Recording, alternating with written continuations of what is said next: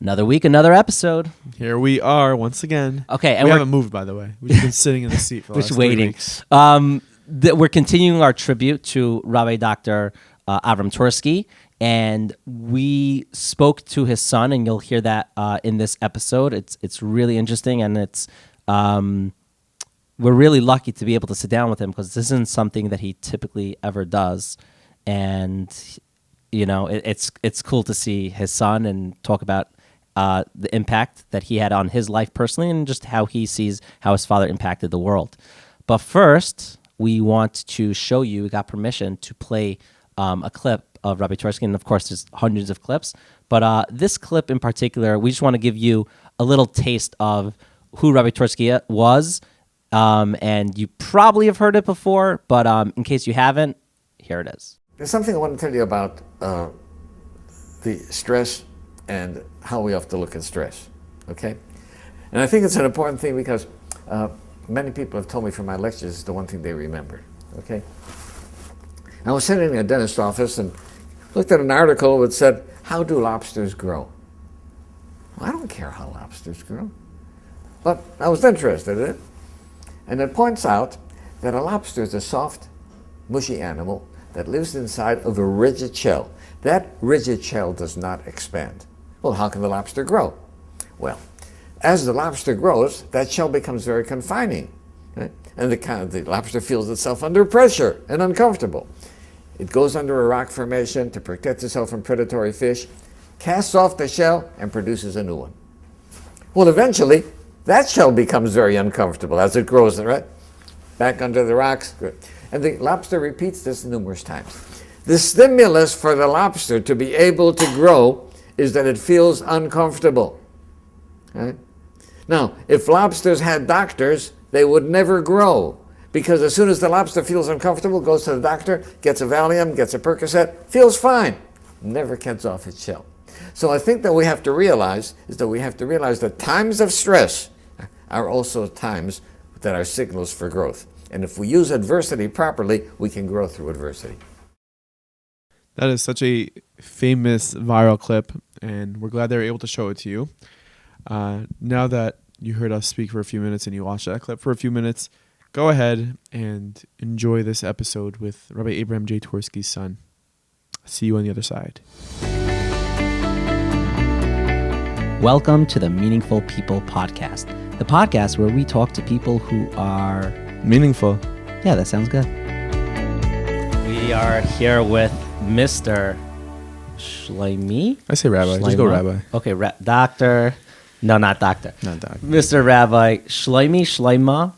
I grew up Shlomo, and after people had in the outside world had too difficult of a time spelling it and pronouncing it, I began using my legal name, which is Shlomo. Oh, interesting. So, Wow. interesting. So I have people who know me as Shlomo, and people who know me as Shlomo, and I could usually tell, like if I know them, even from people, if I know them through work, they call me Shlomo. And people, even if they're not from, who know me on the outside, call me Shlomo. That's the way I can sort of compartmentalize my life. I feel like every episode there's always a story behind the name. So his name. Well, names are big. Yeah. So I'm gonna go with Shlomo then. Shlomo Twerski. Yeah. We've been trying to get a hold of you for a while. Understandably, you've been busy. You've been in Avelis for your father. Still, yeah. You're still in Avelis. So Yeah. thank you for coming out with your mishpacha, who's off camera. But yeah, we would love to talk to you more about your father. And there's obviously a lot of things we and the audience and the world know about him, and there's certain things that we don't know about him, and we want to get a little mix of both. Let's start with what we don't know. Okay. That's always the exciting stuff. Yeah. One of the things that's difficult is that I found, especially during Avelis, people would come to me and talk to me about my father. What do you have to say about your father? This about your father, that about your father. And my father was a public person, and many people that related to him from his public persona. And there was just an assumption, it's a legitimate assumption, but it's just an assumption that I relate to it in the same way. But for me, he was a father. people who lose a father are losing a father, even if they're not great public persons. And it's a terrible thing, and that's not the person they knew. They weren't dealing with him as my father. They're dealing with, the world has lost this important person. And while that may have been on my mind as well, I was losing a father, and the difficult part of the availus with a person who's public is that that's not how people are relating to you. They're not talking to you about you lost your father. They're talking about, our generation has lost a public figure. And while that's definitely something that concerns me as well, it's not the depth of our availus. And you see the same thing. I learned to extrapolate. It's one of my girl's favorite words. I just saw a smile when you said that word. It's a good word, though. Yeah, to extrapolate from personal availus to the type of availus that we're obligated to do. Losing Beis Hamikdash, losing Eretz Yisrael, we're supposed to relate to it as a mode of availus. And honestly, I never really understood it until I had personal availus, when I began losing family members. And you're feeling a personal loss. It's not the public thing, the Beis Hamikdash is destroyed, the nation is gone. Availus is much more personal than that. Availus is, my home is gone. And that's a feeling that isn't obvious to outside people, and it's different. And for purposes of this availus, people can lose a father who was not a great person, and it's still very, very important and something to focus on and something they need to process and deal with, and all the mitzvahs and halachas that are associated with it. It's a very interesting perspective. Yeah, but it's not the kind of thing that you sit and think about and you say, oh, great, here's this great intellectual idea I have. It's just something you experience. You say, wait a second, this is not, we had a request at one point. There were public hespedim. There were many beautiful, beautiful things that were done. Tributes to my father, and people talking about memories and how they impacted him, and how to deal with the fact that he's not here now, and just many very, very beautiful presentations. And at one point there was a request to merge some of that with the shloshim that we were setting up within the family. And it was difficult to say no to the people who were asking this. These were very important, very significant people who wanted to participate in this, but it's just different. Yeah. It's different. The public shloshim of losing a public figure is different than my losing a father, my brothers losing their father, my cousins losing their uncle. It's just different. Could you take us back to, I guess, the beginning, your I guess childhood and your experience from there? You're the youngest? I'm the youngest son. I have a youngest sister, but I'm probably like the least mature of them all. So yeah, what was it like in growing up in your home? It was, and I grew up most of my formative years in Pittsburgh. It was, growing up with parents who I was very, reliant on.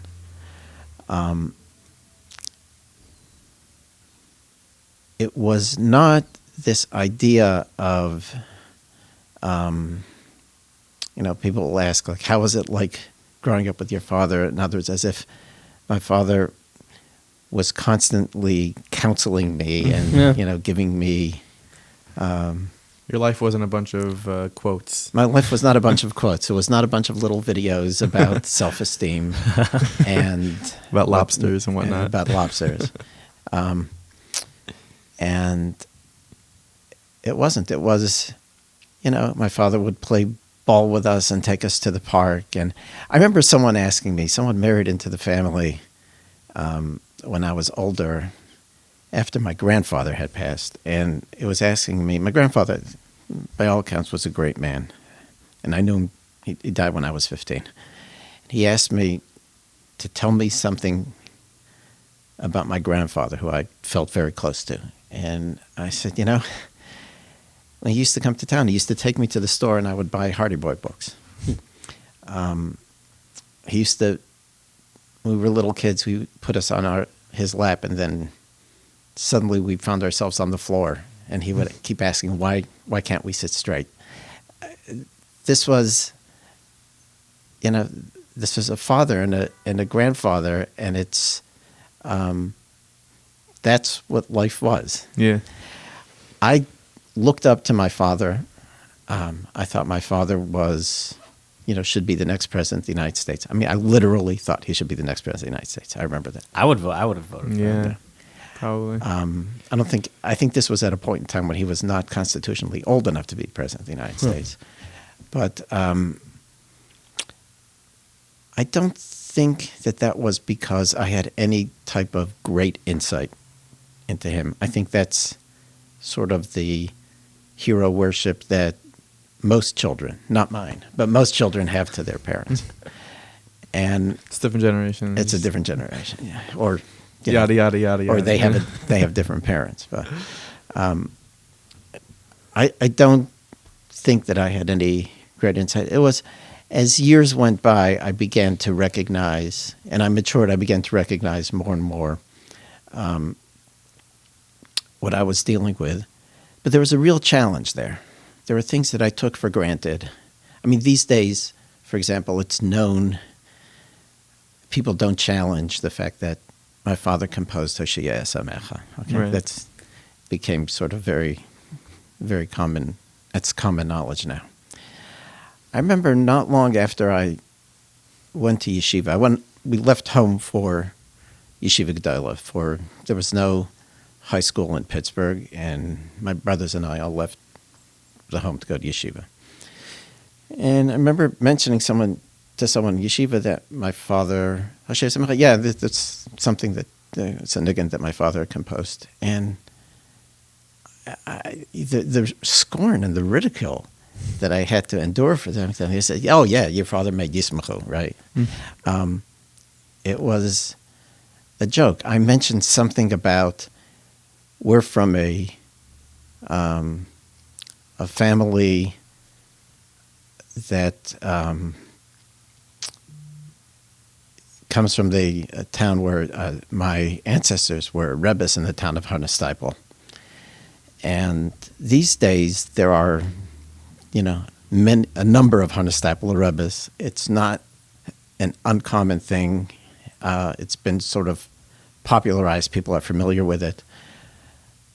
Those days, my grandfather, as a person, my grandfather was officially Harnesteipel Rebbe, his father, his grandfather.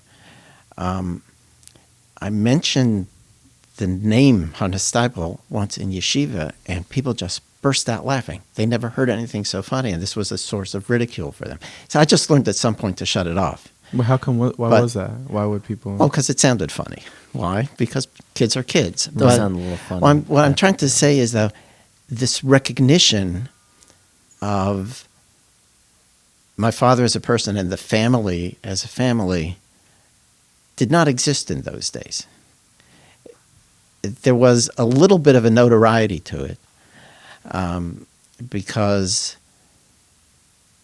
at least in conservative Jewish circles, my father's path in life was not what was being taught. Yeshivas were not, for the most part, I mean, that was the time of the Vietnam War, and there were these alternative yeshivas that accommodated people who want to go to war but needed a draft deferment, and so there were sort of two-track yeshivas that allowed college. But for the most part, with a couple of exceptions, the yeshivas were highly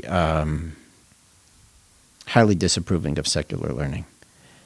And in the Chassidish circles, that was also not an accepted way. And what my father and his brothers had done was not the norm. I don't know if people necessarily viewed it as a threat, but it was not popular, and they were not held up as What role were they models. doing that wasn't considered the norm? Going to college. Okay. Having- Especially in the Hasidic circles. I would say probably Chassidish circles, yes, but especially in the yeshivish circles. I mean, I can tell you, I personally, I don't mean to make this about me, so feel free to edit all this out. But we're talking about meaningful people. That's not me. You're reading. But That's something a meaningful person would say. Right. That's true. so that's a catch-22. I remember I had really a miserable year in yeshiva one year when my Rebbe began calling my friends and other members of my class aside to talk to them about my plans. I was 16 at the time. My plans to go to college in later life. And was I poisoning the rest of the class? That's the recognition that he had was. That sounds healthy. Yeah, it was a very difficult time for me. Leaving aside the fact that I had no plans to go to college. Yeah, I was going to ask you, 14, you must have massive. Well, I was 16, but I 16. didn't. I was very happy learning, and if I had given the choice at that point of staying and learning. Did you go to college? Ultimately, in my mid-20s, I went to law school.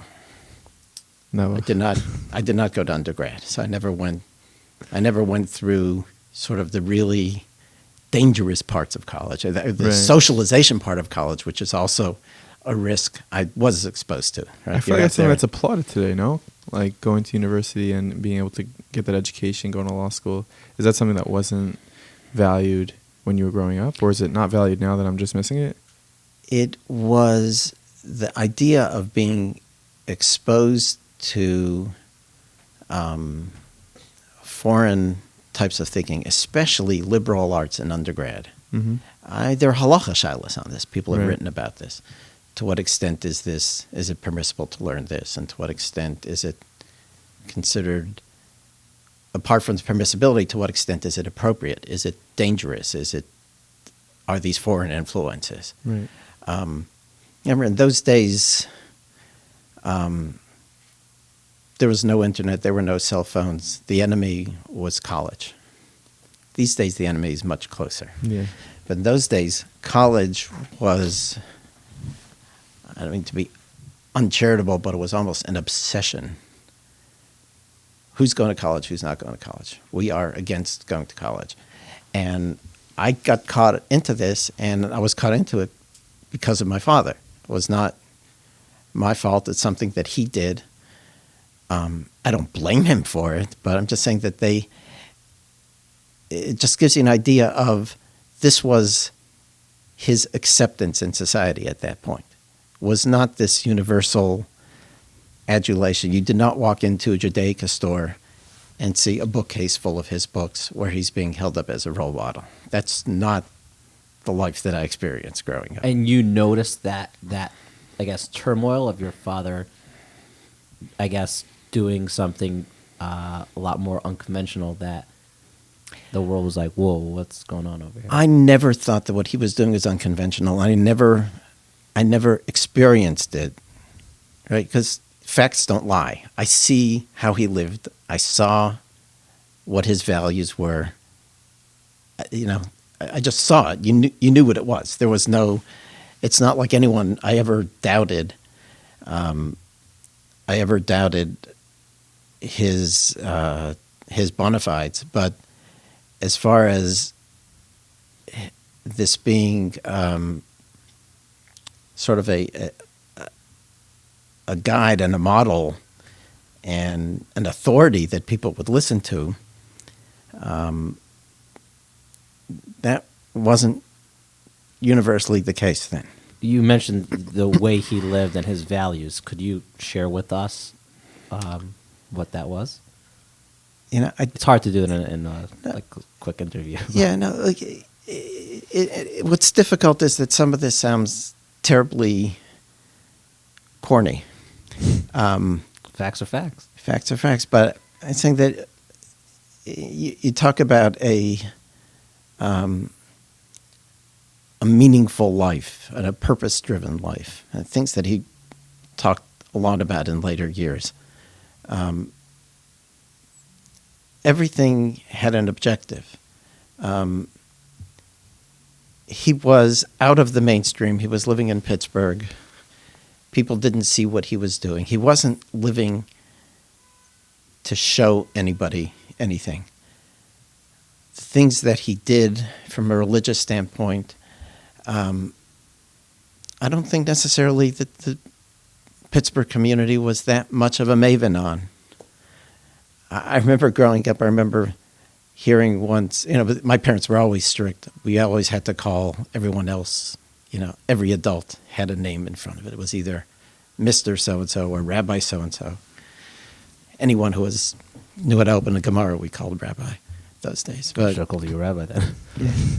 I mean, there were a number of people. There was a shir that used to get together every week, and everyone who went to the shir was a rabbi. But I'm trying to remember what my thought process here was.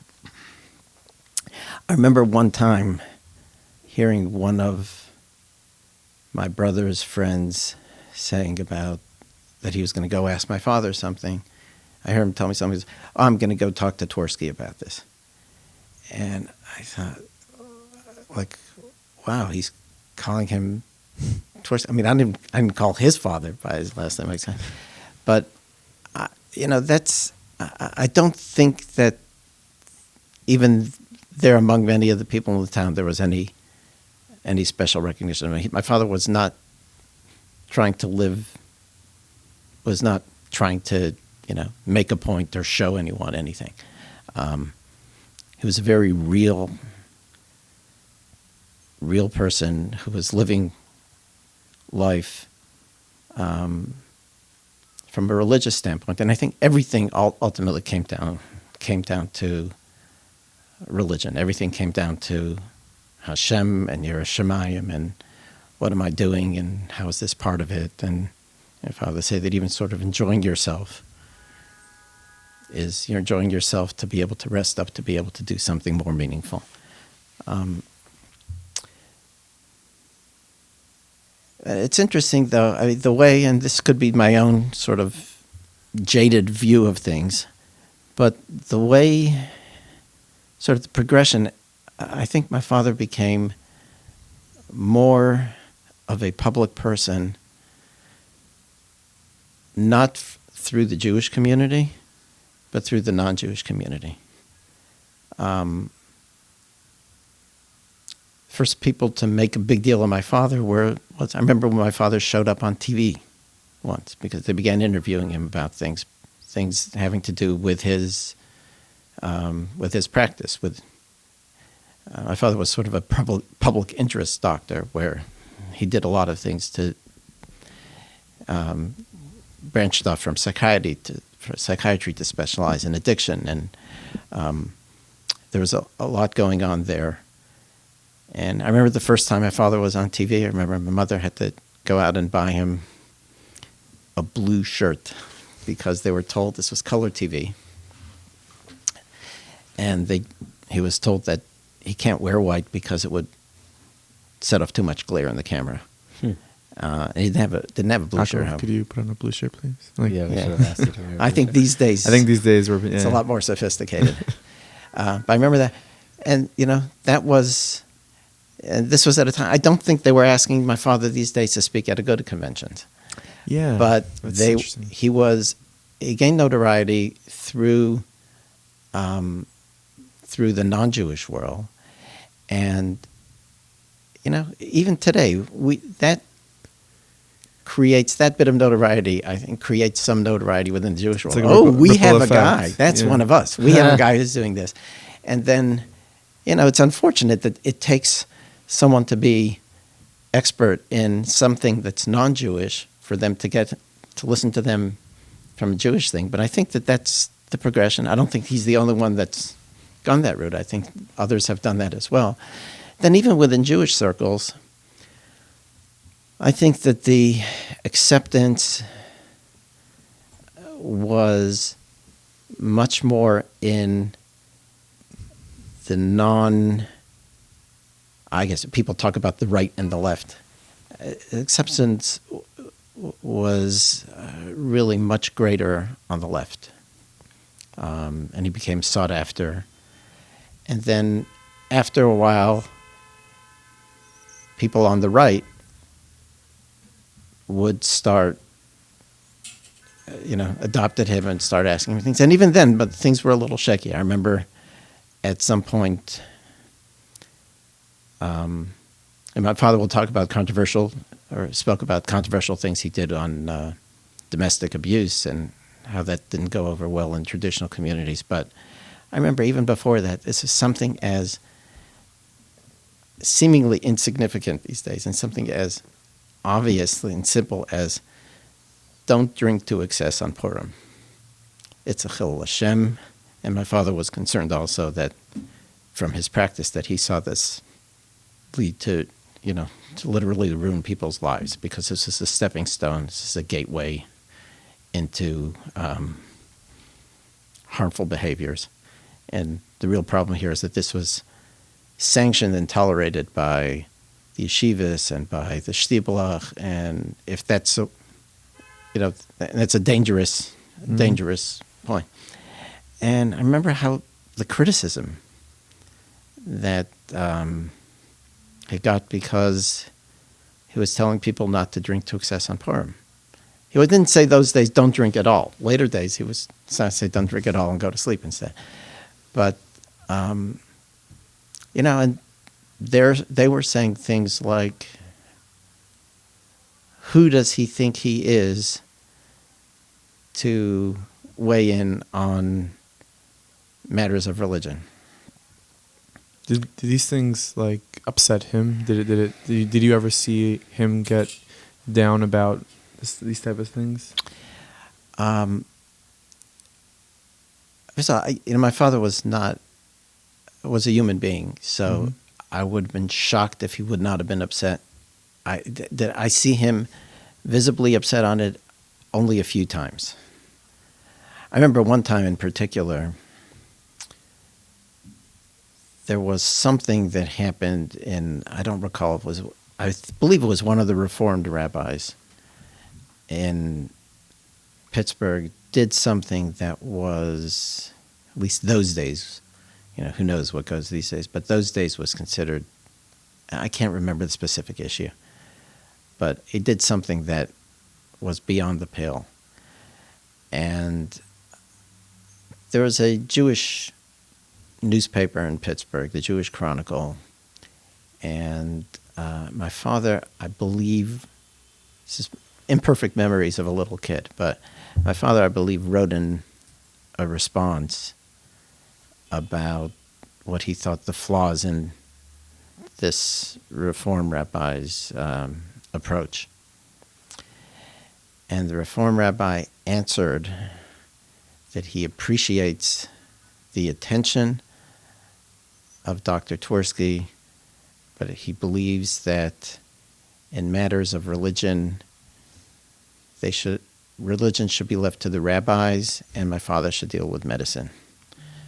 And I remember at that point hearing my father say, I remember he was reacting, telling my mother, he said, I will take him on blot by blot if he wants to see who knows religion better. So I remember a few times things like this were clearly affected him. It obviously didn't discourage him. Right. Do you think your father was someone that after he passed away, people started coming out and talking about his greatness, but while he was alive, or maybe kept quiet? There's a common saying. Last week's parsha is Achrei Mos Kedoshim. So the common saying is Achrei Mos, after someone dies, Kedoshim, then we feel free to. That's what it sounds like, a little bit like. But the truth is, I think that there was a lot of recognition that he had, that deservedly so, I think, long before he died. Right. But I think the progression of getting there was difficult. There were many, many years that my father was talking about things, trying to create awareness and to deal with ways to fix problems that he thought the Jewish community was experiencing. Things like addiction, things like ultimately, that got into domestic violence. And for many years, the responses were, we don't have that in our community. Go deal with the non-Jewish people who you're dealing with, or the less religious, or the right would say, deal with the left. It's their problem. We don't have the problem. And my father would tell me, he says, I know it's a problem. Because he said, this guy who's saying it's not our problem, he says, I'm dealing with his son. They call me when they have a problem. They know it's a problem. But it just wasn't, from expediency standpoint, they weren't about to change the way they operated to deal with problems that, to say, I've got to do something in my yeshiva to deal with addiction. What does that say about your yeshiva? It was a challenge for these people to do that. And I got to tell you that even in later years, yeshivas would invite my father to come speak. When he was in Israel, yeshivas would invite him to come speak about smoking, about marijuana. These are things that people deal with on a daily basis, about addiction, about a number of things, about self-esteem. None of the Haredi yeshivas, based on my count, none of the Haredi yeshivas ever invited him. I think it was always the non-Haredi yeshivas that, I don't think that even ultimately at the end, he had the kind of acceptance that he may have deserved. And I say deserved, I don't necessarily mean that it was a recognition they should have given him, but he was saying that the problem is, smoking is not a problem by the Haredim. It is. And they didn't invite him in to deal with it. The best that I could tell. This mechazik me a lot, because at least the way I knew your father was like, he's this, even when he was alive, like he's this legend, and I don't know how he got there, but like we all do often, like, okay, it was probably easy for him. He's dynamic, he's great, he has what to add to the world, and it was an easy process, but you're literally saying it wasn't, and he had to really push the boundaries in certain ways where it was just factual. It was like, this is an issue that we need to deal with, and it gives me chizik to hear this. Sounds like a real pioneer. He actually faced pushback. He faced pushback. He was a pioneer. He was a maverick. These are the words that people are using now. And those, for some reason, maverick rather than pioneer, it's easier to see where the resistance came. And anytime you do something, there's resistance. The Sfarms say that it's zelu maseh, right? There's a balance in the world. Hashem did not put us in a world that is clearly where the choices are clear. If the choices would be clear, we would not get any schar. There would be no challenge to what we're doing. So the choice can't be clear. So there is always an opposition against it. So no matter how right something is, there will always be something that says... That's where Bechira lies. That's Bechira lies. So there are those who will... this is where, you have it however you want. When an idea becomes popular, they say, look how right this is. Look how much it's caught on. When an idea experiences resistance, they say, look how right this is, because look at all the resistance against it. It must be right, or there wouldn't be so much against it. Whichever way, you're right. But, the fact that there's a resistance is always there. And we're told the resistance will always be there. Where it comes from sometimes is surprising. But the fact that there's resistance doesn't necessarily mean that something's not necessary. In fact, according to some, it's an indication that it's even more necessary, or there wouldn't be so much resistance against it. What was your parents' relationship like? You mean with each other? Yeah.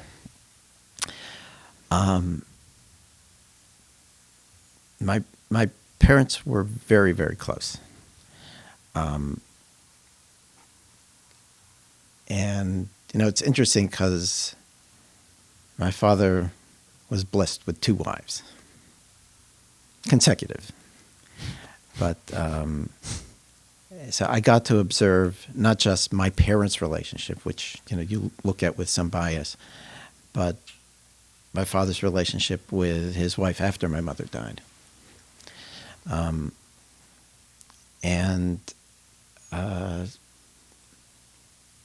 I don't know if he was a model husband. I don't know what a model husband is. I mean, I know what a model husband isn't. But just for those listening, his wife's laughing in the background. She's here today.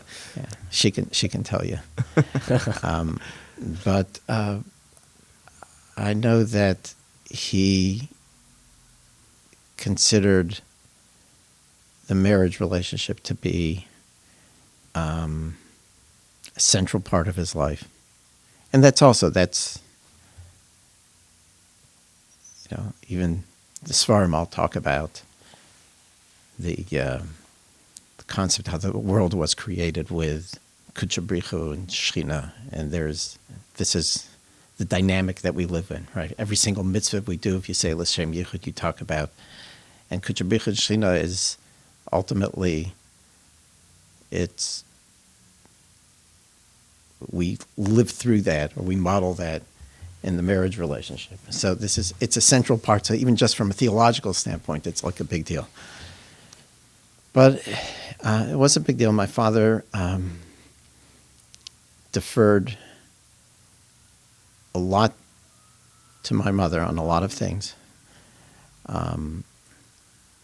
He would constantly say that she had a Bina Yisera, and on a lot of things,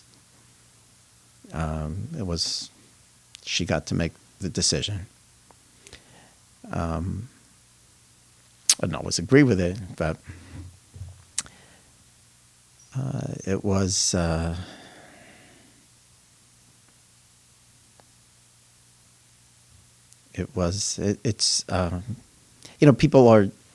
we're told that when we grow up and get married ourselves, we often just relive our parents' marriage. And that's why children who come from homes with troubled marriages are often fall into troubled marriages. And people who come from homes with good marriages, the Shadchan will tell you, oh yes, their parents have a good marriage, right? As that's how it's going to be.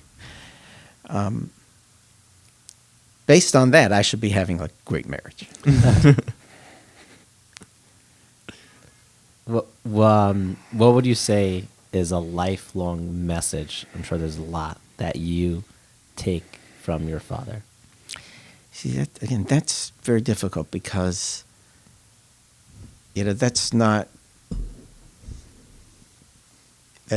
looking at him more like a public figure, I guess. Like a public, or just as an icon or as a religious How about even person. as a father, though? But as a father, I just think that the idea of what message do you walk away with from your father is a difficult question to answer. I know the message that he wanted me to take. The message that he wanted me to take. He was very big on this self-esteem thing. And he wanted me, as well as everyone else, to think more of themselves than they do. And I would tell my father, I have perfect self-esteem. I know that I'm not worthy. So this is my self-esteem. I say, you can talk self-esteem, you can talk to someone who's really much better. He doesn't say. But from an overall message, I think that's it. But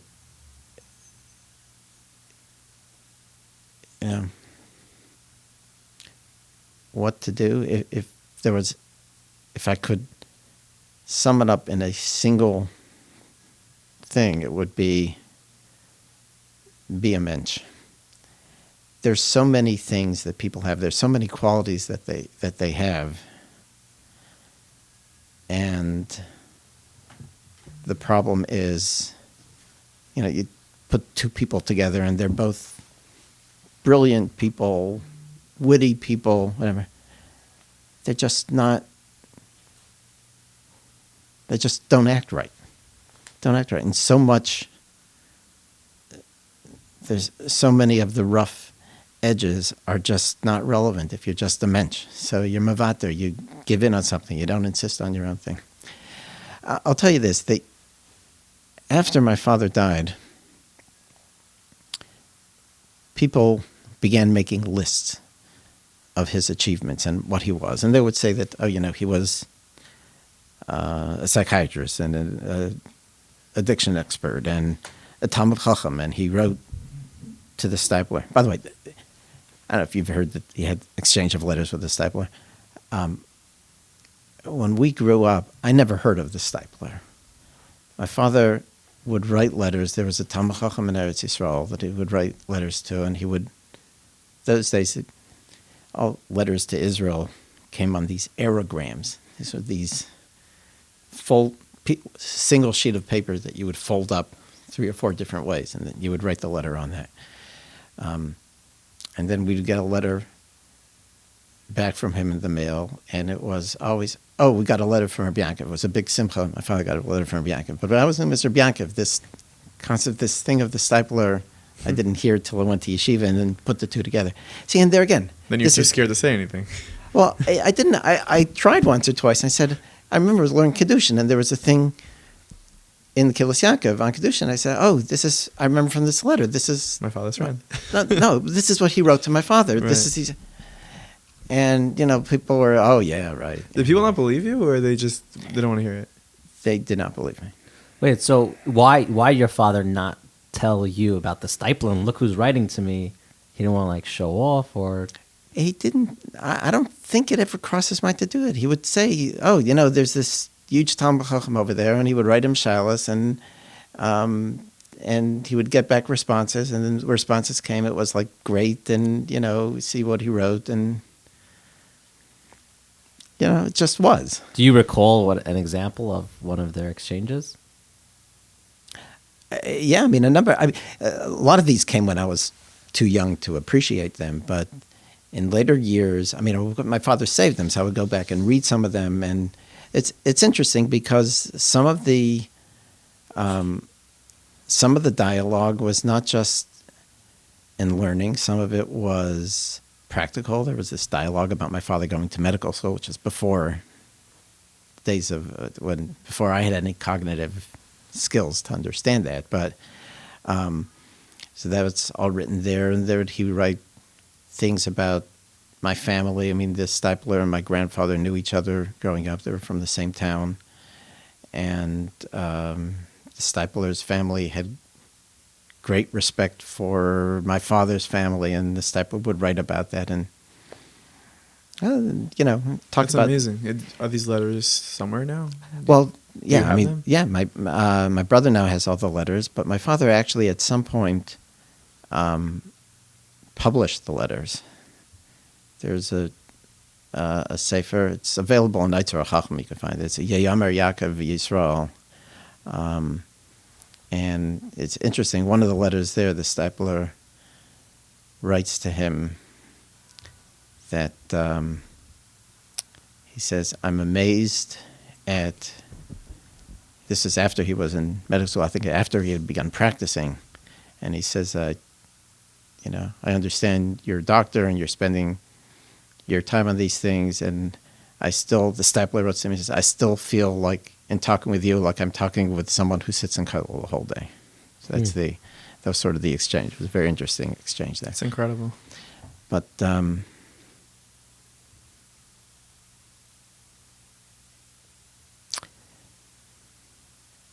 anyway, so they were making this, and there's these long lists, doctor, Talmud Chacham, speaker, long list of things. And I was thinking that, this is where sort of the non-rabbi in me will tell you to look in the Mishnah of Avos, where they talk about what are the most important midas of a person. And there are a bunch of different versions. Ayin Tov, a whole list of things, good attributes, good characteristics. And then it says, Elazar ben Aruch says, Lev Tov, a good heart. And I think Rabbi Dr. ben Zakkai says, I like Rabbi Elazar ben Aruch. He says, Shebachlal dvarav. All the attributes that you say, that you've talked about, are within his. You could have all of these attributes. You could be brilliant. You could be musical. You could be... If you don't have a Lev Tov, you don't have an open heart that is, there to just accepting other people and communicating to other people. My father literally saw the Tzelem Elokim in everybody. And so none of these attributes on their own, without the Lev Tov, are that meaningful. With the Lev Tov, B'chlal Dvarav Dvarim, everything that you're saying, all these other attributes, are all come home and they all work through the Lev Tov. My father had a Lev Tov. That was very obvious. It was obvious by the way he interacted with people. Look, for the kind of business, just on the medical side, the kind of business that he was in, it was dealing with, the lowest of the low. Some of them had fallen from great heights, but they were people that others would just discard. You'd say, okay, you dropped out, you don't do it, you don't make it. And he didn't believe in lost causes. One of my uncles lived in Pittsburgh. His name was Shlomo, and he passed away a few years ago. And we didn't know much about his life, but it came time for his levaya, and we thought there'd be like 5 people there, maybe 7. There was like a whole outpouring of people who were connected to him. It was part of the Rabbi Twerski clan, It was people who, and the whole world opened up to us after he had passed away, and it was incredible. And it was all because of, that what your father created and that effect he had. My father was very, very close to Shlomo. I knew Shlomo. I'd say I knew him well. I would go home constantly. I would constantly go home for Yom Tovim, and he was there. I don't want to breach any confidences here, so feel free to edit out any things. But I'll tell you 2 stories, both relating to, this is my father's first book that he wrote, Generation to Generation. He wrote on Jewish topics. We had a fellow who was over our house quite a bit, I was very friendly with, Shlomo Perlman. He was from a non-observant family. He became observant, and was a single man, come over our house very often Shabbos, and my father would spend time talking with him, and in the course of events he would tell him a lot of the lessons that my father wanted to relate were all better told in connection with the story, and Brad was fascinated by this, and Brad saw a real opportunity here, and he said, called my father by his first name. He said, I think you should really write this down for posterity. And this went back and forth for a while, and finally at some point my father got serious enough about it and began writing it, and he wrote generation to generation. So a while after the book came out, I remember I was home that year for Shavuos, and Brad was coming to us for Shavuos also, was being at the house. My father got a call, Erev Shavuos. There's a woman who lives in California. She had a flight, stopped in Pittsburgh. There was a problem, and she's stuck. She's not going to make it out in time for Yontif. She knew nothing about Pittsburgh, except that she had read my father's book. So she knew that in Pittsburgh there's a Rabbi Twerski. She called around to see if she can get the number. She figured she'd be able to go there for Yontif. She called the house. We set her up. She came over to eat. She met Brad. She was single. He was single.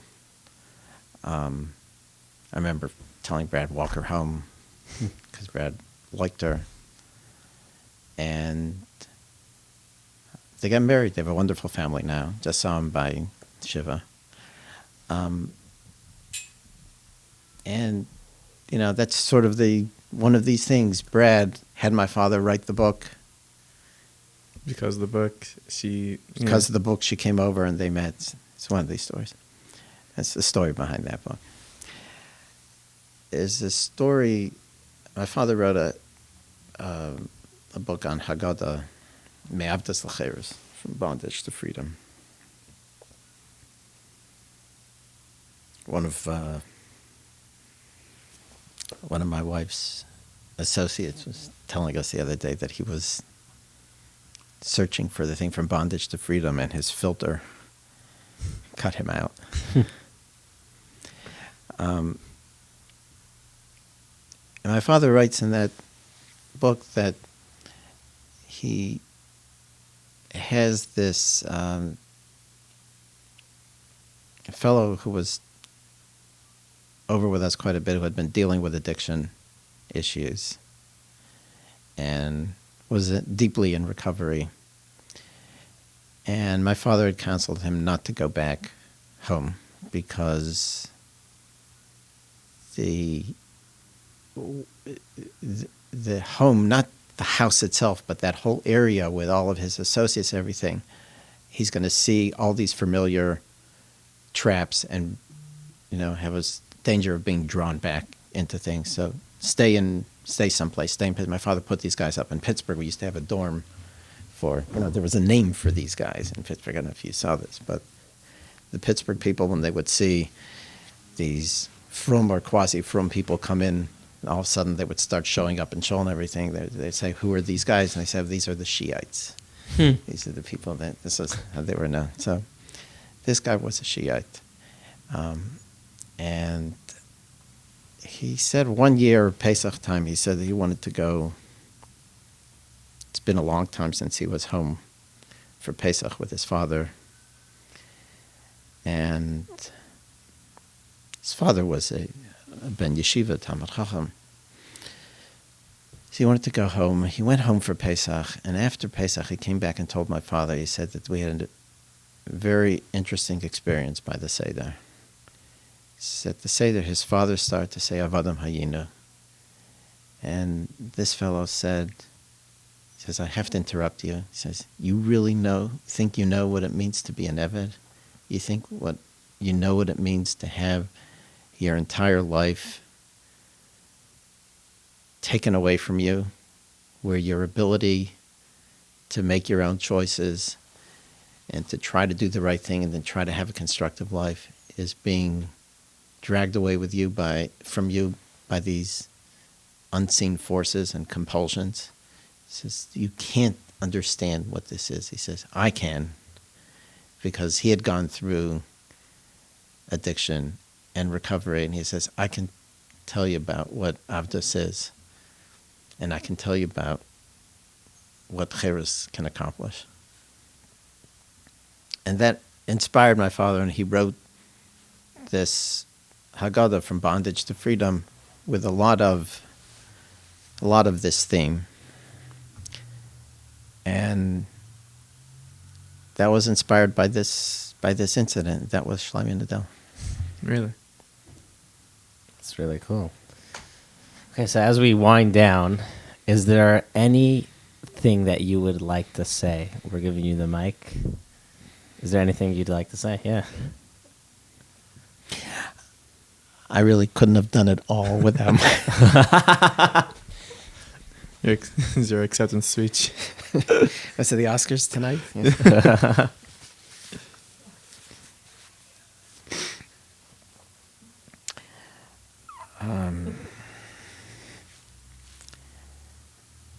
What should I say? I kind of like that. I think we should do all interviews with people's family in I the know. background. First of all, your wife and two First daughters of all, are keeps here. them in check. Second of all, there's like live reaction. No, I'm getting to see reactions. I know, behind so I know you. where to dig more. Yeah. Yeah, no, the problem is I don't have a reflective screen over here, so I can't like it see that what's way. going That's on good. here. I'm going to be like getting back in the car and go, oh, Daddy, I can't believe you said that. What's I can do with shidduchim now?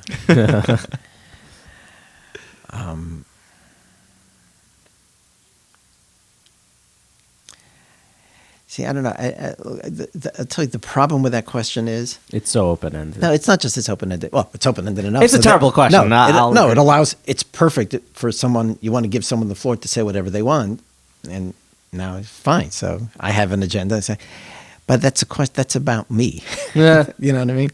That gives me an opportunity to say whatever I want, and this isn't about me. So let me. If your father was alive right now, what would he say?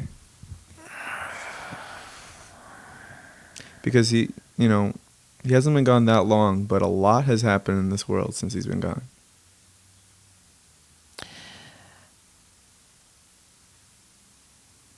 You know, it's interesting. I think and this is, again, where things sort of split off. I don't know if you notice what goes on with Lubavitch today, where, for many people, the Rebbe hasn't died. And in a real sense, he hasn't. He wrote so much, and there's one place that shows another video of the Rebbe every day. He could easily be lured into this thing, like, why do I need a living person? I have all this, which is great. Yeah. And for many people, there's, Baruch Hashem, so much out there for my father that you could constantly be reading new things and hearing new things and listening to things. A lot of that is still there. For me, it's different. For me, it's different. Several times a day, I have to stop myself because I thought of something that I want to share with my father. And I wanted to tell him something. I wanted to ask him something, and that's gone. At least at the level that I used to experience it. I can't. That type of communication is gone. And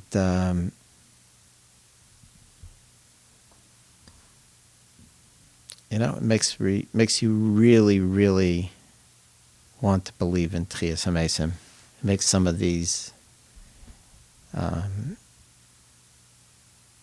concepts a lot more real.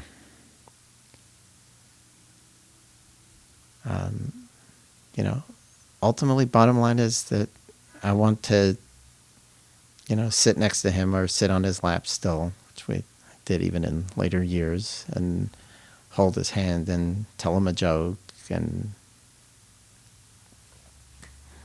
that's what's missing. Baruch Hashem. Reb Shlomo Twerski, thank you so much for coming here and talking to us about your father and about your life somewhat. Hope you enjoyed that episode, guys. When I said in the intro that I'll see you on the other side, I meant here, the outro. We've been waiting for you to finish this episode. Thank you for finishing. Thank you for getting through the entire thing. And if you had paused and left in the middle, I'd just be sitting here waiting. And as you heard, that wasn't a real representation of who Rabbi Dr. Avram Twerski was. It's just a little taste. There's so much. He's written so much svarim and books and helped so many people. And famously, he wrote the song. What's the name of the song? And you probably know that they sing that's what he requested by his levaya to be carried out with that song. And that's the song playing in the background now. And it's apropos. Yeah, what a person. And yeah. I hope you can learn a lot from the life that he lived and the legacy that he left for us all to gain from. And that is how we're ending this week's episode of the Meaningful People Podcast. Ciao.